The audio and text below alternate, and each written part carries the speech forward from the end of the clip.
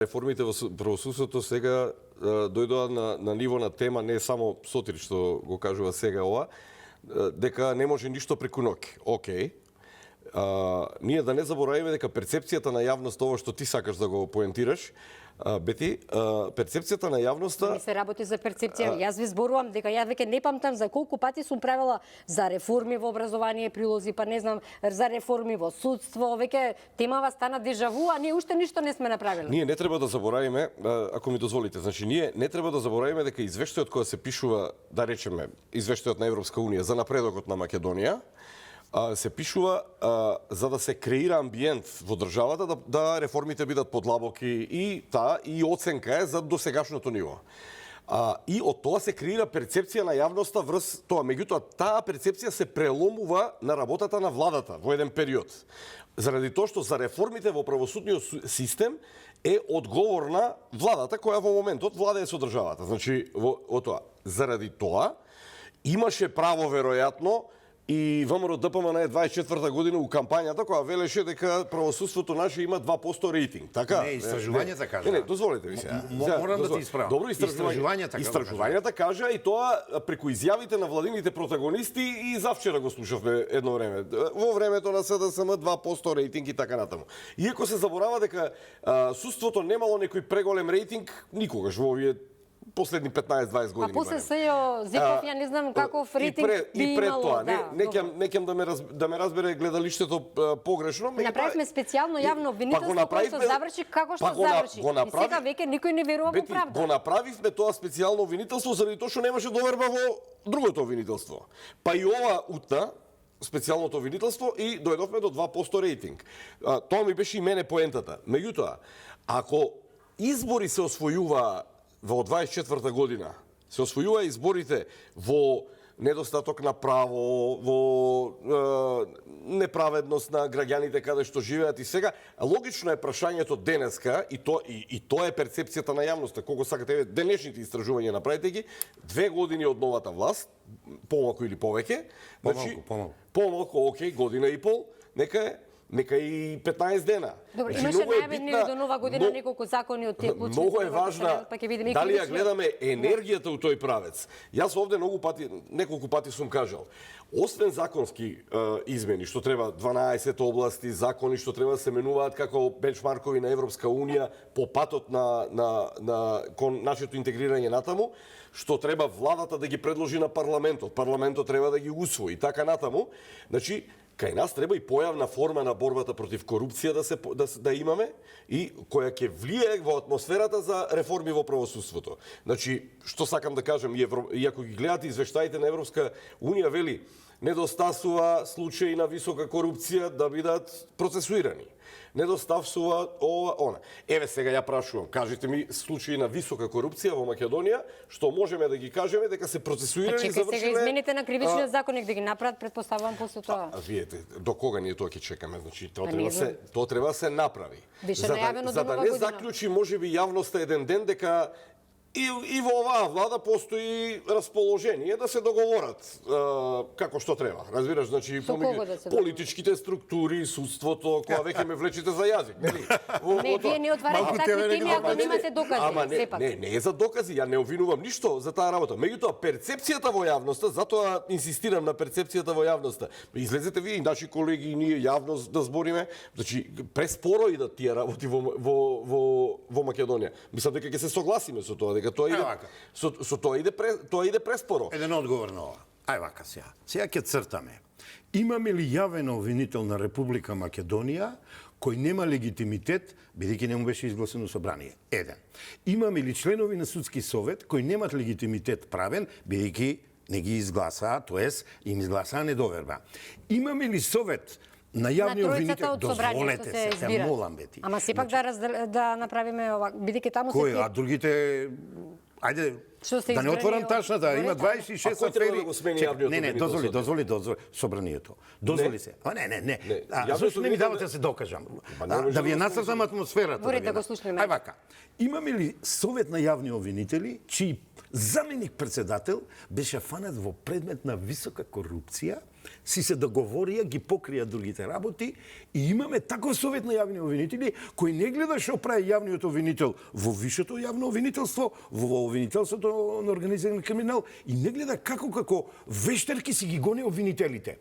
Еве е атмосферата. Добро, тогаш господине Костов, морам да ве прашам, во чија милост се тие обвинители? Не, ама кога веќе поентата да ја кажам. Ајде. Значи, проба ли владата предводена од премиерот да менува рипна професори, рипна опозиција, не се прави промена. Тие луѓе што немат легитимитет, што немат морал, што немат чувство за одговорност, фатени во афери, за нив да имаме разбирање. Се кажав. Може ли да кажам се? Се кажав, ви кажав 3 сегмента кои се целосно делегитимирани. Дали владата, сега вака, еве ја да искоментирам во оваа фаза, оти ќе избега темата, па ќе испадне не сум се докажал. Ја не бегам, јас сум тука. Не, валјда ќе збориме и за други работи. Значи, завршете го ова. Ајде бе. Значи,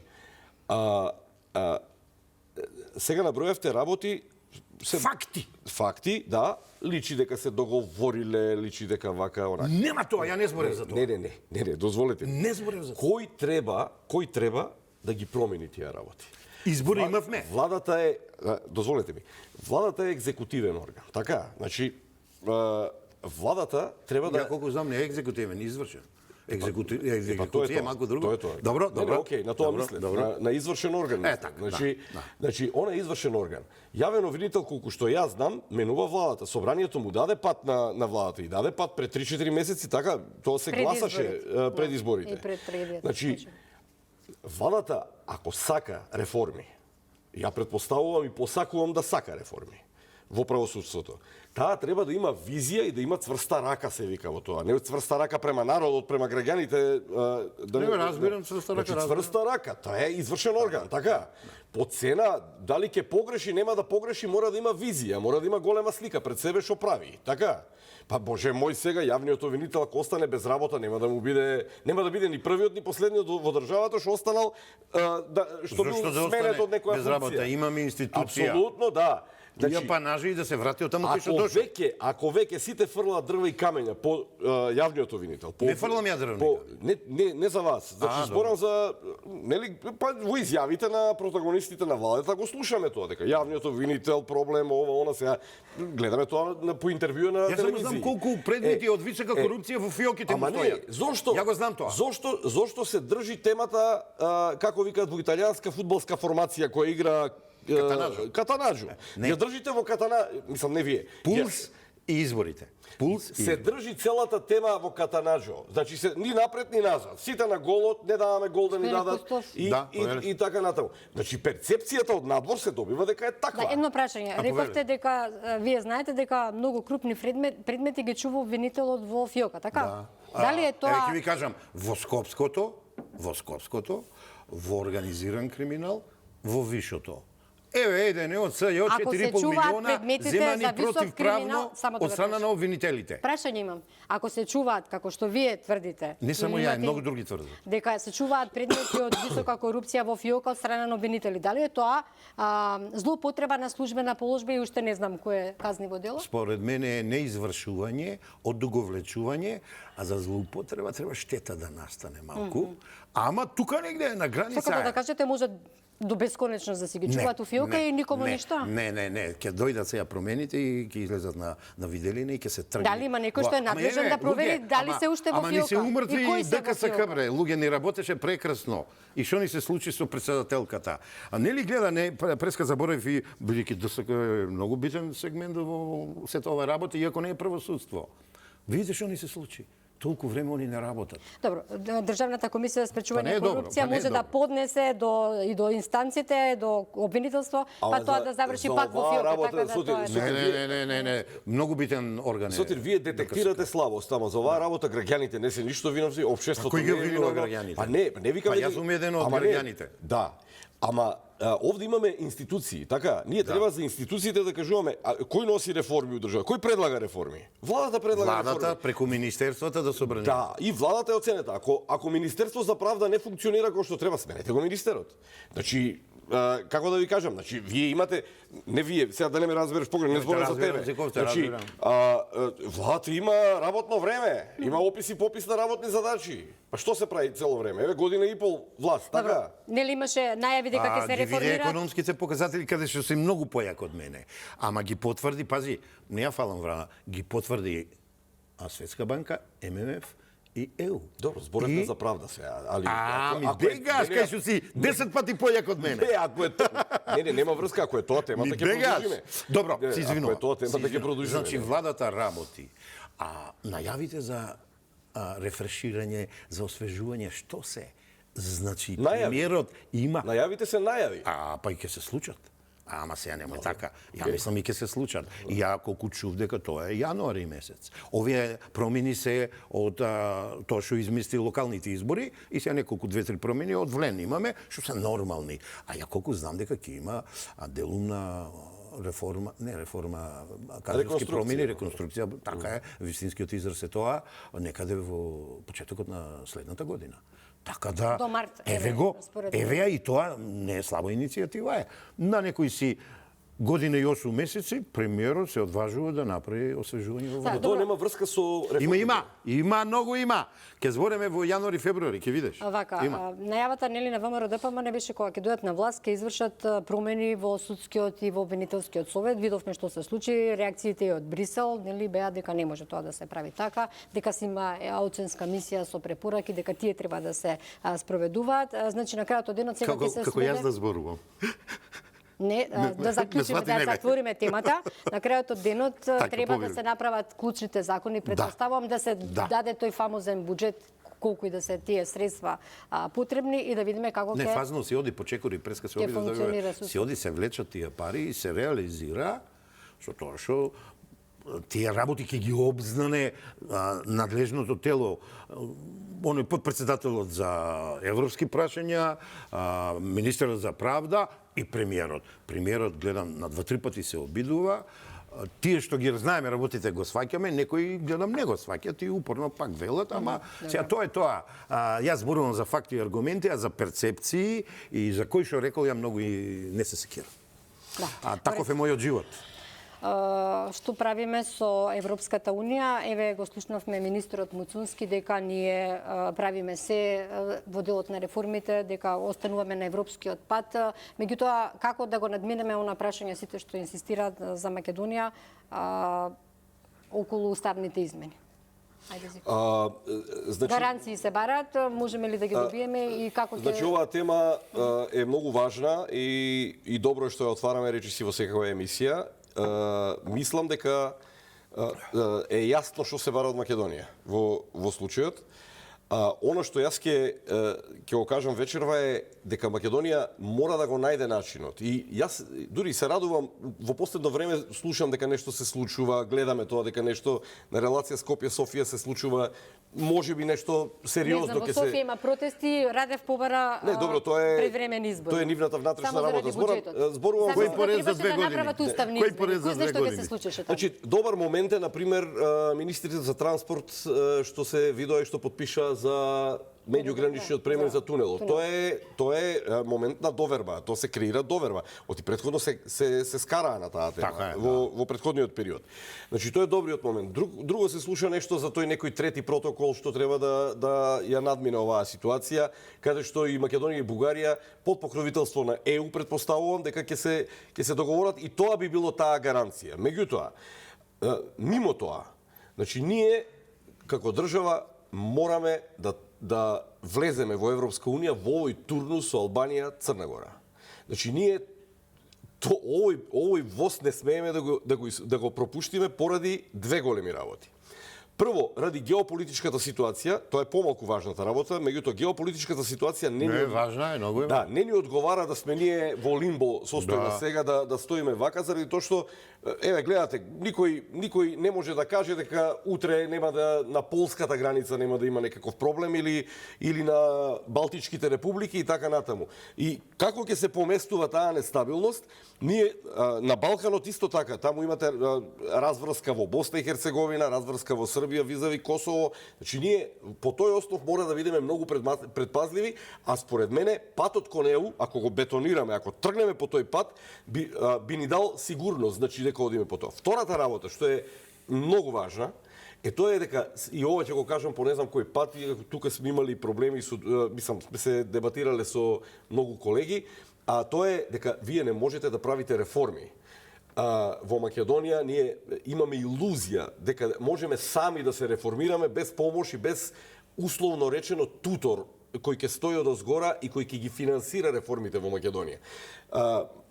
Европската Унија во сите 4 кластери, или ако сакате во 32 глави на преговори по старо, таа има за секоја глава на реформите, има фондови кои го подкрепуваат тоа. Например, ако е реформа на јавна, денеска гледам дека имаше некој ивент за јавната администрација кај што министерот и премиерот зборуваа. Значи утре вие реформа на јавна администрација да правите. Ако во една точка таа реформа е намалување на бројот на вработените во јавна администрација или подобрување на перформансите на вработените, Европската Унија да сме во преговори, таа ви дава пари за тоа. Сега вака вулгарно кажано, пари ви дава. Ама Европската Унија и во 2018 ни велеше сменете го името и ќе влезете во НАТО, ние го сменивме и пак ништо. Како да веруваме дека видите, да не се враќаме на тие теми. Не, ќе се враќаме. Не, во рece ќе се враќаме. Јас многу сакам некој на некого прво сакам да му верувам.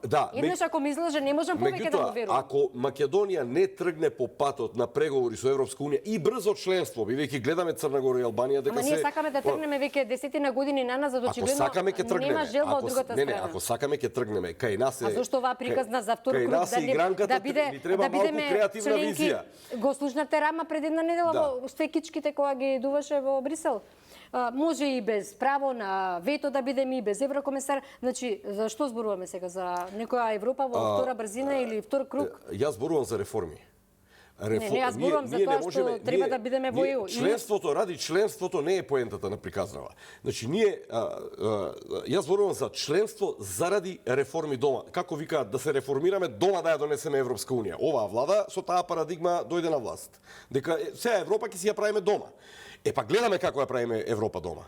Умеѓу време ни се случи Кочани, па ни се случуваат еден куп други глупости по општеството и сите тие работи, реформи. Еве гледаме дека во најава се реформите. Трагедија исто така во дискотека, тоа нема врска со дали сме во ЕУ или не сме во ЕУ. Па не, збориме за функционирање на институциите. Јас во ова студио во мај месец зборував дека ќе има пожари цело лето, и тоа не бев ја видовит нешто специјално, идевме по логиката. Сакате да ви кажам нешто и во следното лето ќе има пожари. Тоа вечерва беди ја расположена. Ама не, тоа е поентата. Ја тоа сакав да го кажам. Ние и следното лето ќе имаме заради тоа што ние институционално не ги правиме потребните реформи во тој сектор. Значи сектор шуми, сектор не знам како се викаат тие сектори. Ама пожарите не настануваат сами, господин Зиков. Ама не, зборуваме за подготвеност на општеството од внатре, зборуваме за реформи. Ние мораме да тргнеме да преговараме, таму има глави за се. Ќе почнам да се ежам од отварате фајлови за се. Ама нормално дека ќе се ежиме кога ние не мрдаме од мртва точка. Ние ако треба ова ностоп да го дискутираме, ќе се ежиме нормално. Значи за правосудството мање више бевме на линија, мислам, со соговорникот, почитуваниот Зиков. Овде за Европска Унија не сум сигурен дека сме на иста линија, ама тоа е и нормално. Ја вака сваќам. Нешто скептик, нешто оптимистум. Ние нашата домашна задача ја завршивме 2008 година. 2008 година ние бевме поразени. Ние се исполнивме ради Грција, ради Бушли, не знам ради кој, ние не влеговме. Ние од тогаш до сега само се вртиме во круг. Ту исполнуваме, ту не исполнуваме и гледајте кои грешки ги правиме. Тоест ги правеа некои. Значи, еден договор, смена устав, смена име. Друг договор, кога ја за добрососедство, нема ништо од добрососедство. Сега, протокол, француска рамка, да се менува устав, во договорот не го пише тоа. И сега, ама вика Европска Унија, вика сме презеле. Ама дај да видиме кој го презел тоа, дај да поведеме постапка тие што не довеле во починета состојба, тие што ни избрукале, па има една глава во КАЗ да видите дела против државата. Ние бе граѓаните. Граѓаните ние треба да поведеме кој не стави во ваква незавидна ситуација. Однаш да се бара, се дадовме и сега се чека образованието, културата, историјата, јазикот да го дадеме на бугарите и да влеземе во ЕУ. Ја таква ЕУ не сакам. Да, Таква е никој не го Унија бара сака. реално тоа. Значи, а гледај сега оваа власт која многу некој сака без аргументи да ја напаѓа, што прави? Прво направи 3-4 стратешки договори, а најјаките светски играчи ни станаа стратешки партнери. Неуморно работи на регионална соработка, она што ти го кажуваш, и не гледам дека не е прифаната таа иницијатива. Па еве ги гледаме и првите светли зраци во темниот тунел со Бугарија, дека имаме напредок каков таков. Значи, преку тие два сегмента, ја мислам ќе почнат малку со респект да не гледаат и да видат дека не може да ни барат сега да си го дадеме и она што, каде што сме сигурни ако си го држиме, дека нема да кикснеме и пред народот, значи сега е бугарите во или не во уставот, туку зошто е регионално да јас сум уведен дека ние регионално ќе влеземе групно, во Европска унија. Како Западен Балкан. Да, види, ние имаме чадор. Оној ден чув еден врвен аналитичар, ние немаме чадор. Како немаме? НАТО. Ние сме влезени во НАТО под голема цена, ја плативме како што ја плативме, ние си имаме чадор безбедност. Мило ми е да го слушам тоа, да. Да. Ама пази сега, не може ние да останеме гап, джеб, некоја длабнатинка на Балканот, која ќе биде, може би, за некои идни недоразбирања меѓусоседски фитил, за да ние губиме. И затоа, ја не гледам причина заеднички, не знам само статусот како е, колку е призната, колку не е призната, мислам има баги проблеми Косово, иако јас сите од Балканот би ги примил, дали сме втора или трета лига за мене и не е толку битно, бидејќи таа демократија не е демократија. Тие 12 жолти звездици, кои се 12 врвни вредности на Европската заедница, сега Европската унија, на татковците кои го направија тоа, веќе не постојат. Таму имаме распад на системот, денеска Могеринија у Апсија и двојца директори, тројца, значи таму има опасна корупција врвна. Висока корупција, како се решава тоа? Да. Не, така се решава. Далеко тоа дека е решено. Добро да. Далеко тоа дека е. И кај нас има Значи, такви таму обвинителот не чувал ништо во фиока, така? Не знам дали не чувал, Таму е но во случајот Па изгледа не чувал, што ја у Апсија таму е ковеши. на 3 места во Брисел се е постапено како што треба и ќе се истражува однапред да не обвинуваме. Ете, тоа е Европска унија. Така. Не, види, тоа е само еден случај поединечен. Ја би сакала на крај да завршиме околу не уште 5 заврши, минути ама имаме, ве молам заради времето, да, поентата ви беше јасна. Простете ако. Сигурно? Да. Да. Околу војната во Украина видовме дека денеска, не знам дали веќе почнал средбата Путин-Витков. Оно што беше интересно, изјавата на Путин, ако Европа, ние сме подготвени, ако Европа, ние не сме за војна, ама ако Европа сака, ние сме подготвени. Не знам што би значило оваа изјава на Путин. Очекувате ли дека Европа сега ќе завојува со, односно НАТО ќе завојува со или кој да е со Русија и може ли да се очекува крај на војната помеѓу. Кој ќе први? Да. Еве, ја кратко. Значи, јас не очекувам таков расплет на ситуацијата, тоест таков развој, не, таков развој на ситуацијата дека Европа и Русија сега ќе завојуваат. Од едноставна причина што... Па зошто тогаш Путин ја употреби таа синтагма? Знаете зашто? Според мене, значи, да, тоа има доволно причини во вербални изјави од страна на европските протагонисти да го каже тоа. Меѓутоа, Европа има предизвици со својата економија, со својата енергетика, која е длабоко врзана со Русија. И падот на економијата на Европска унија, ја инаку не верувам дека Европската унија ќе се распадне, значи тоа не може, тоа е веќе институција која се развива прилично силно. Мислам дури дека ќе биде посилна после се во ова. Меѓутоа Дај Боже. Економијата на Европска унија е во голем предизвик. Тоа е тука делумно има влијание американскиот председател со неговите царински политики, сето тоа да не навлегуваме, да не го шириме се. И сега Европа што прави? Правејќи со изјавите таа внатре, Макрон, Мерц и други, тие создаваат амбиент за нов инвестициски циклус во Европа. Веројатно тој Воен инвестициски циклус. Апсолутно, тоа би било воен инвестициски циклус, значи во фабрики за оружје, за тоа, и тоа оди во правец на, да не заборавиме, пред едно 10 години таа парадигма беше исфрлена во Европа за европски безбедносни сили. Значи, затоа реков дека може Европа и посилна. Кои не ги направија?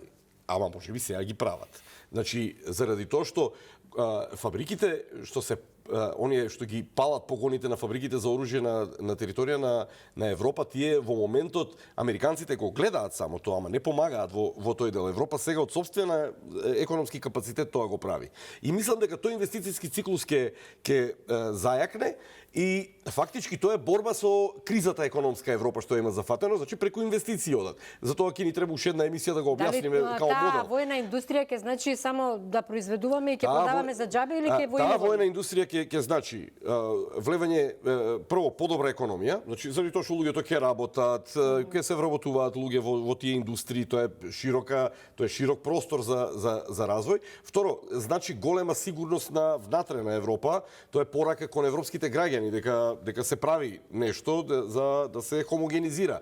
Заради тоа што големите критики што доаѓаат према Европа во моментот ги гледате дека се распаѓа, дека и европјаните веќе не веруваат во Европа и така. На нив им треба нова филозофија, нова парадигма. Мислам дека не веруваат. Така беа и видовме. Мислам дека се што се прави во тој правец. И оваа војна им конвенира, оваа војна помеѓу Русија и Украина им конвенира на европјаните во тој дел. Не ќе да верувам дека се спрема војна, дека Русија, мислам дека и да дојде до прекин на огнот, до мир долгорочен не верувам дека брзо ќе дојде, меѓутоа барем до прекин на огнот да дојде, до замрзнување на тој конфликт и мислам дека Русија тука ќе застане, дека е илузорно. Благодарам, интересна време. Многу кратко. Еве, пред емисијата зборевме, подпишувам све што кажа, мање више тоа е, да не се повторувам, иако имаме една мала поинаква елаборација.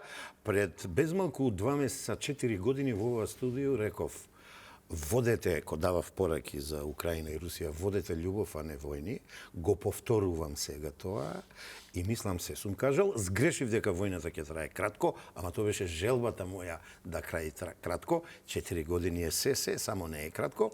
И јас очекувам и сакам и посакувам колку вчера да заврши таа војна. Тоа се беа и мислам и ќе бидат некој пат братски народи, тоа се наши блиски и подалечни соседи, тоа е таа група Словени, срамота е војна во 21 Господине Костов, можат ли Америка и Русија да се договорат самите за крај на војната, а при тоа Европа да не даде? Па еве тоа не се случува, затоа реков не сакам да објаснам, па тоа се случува. На масата не е многу, не се прашува многу Европска унија. Ама самата Европска унија се е крива. Нека се провери колку пари фрлија во Украина на наоружање и финансирање на војната и ќе видите американците сепак тоа може да го поднесат, се јаки, се смени играчот главен тамо. Отиде едниот председател, Бајден дојде, другиот се сменија. Значи се договориле за сфери на влијание, тоа е веќе така. Ако сметате дека Европската унија е на војната. И Зиков ќе каже дека овој свет се базира на сфери на влијание, па сакате од Јалта, сакате од кога светска, ова завесата кога падна, да се сетиме 89-та година. Дека униполарниот свет завршува. Сега имаме мултиполарен свет, тука се повеќе играчи. Ја не би ја исклучила Европска унија, меѓутоа во преден план сега Америка, Русија и Кина и има уште неколку земји кои се членки. Ќе видиме по нова година по убави анализи во тој правец би можеле да правиме со поголема веројатност. Ви благодарам многу, господин Костов, господин Зиков. Почитувани, ви благодарам што и денеска бевте со Само вистина. Пријатно.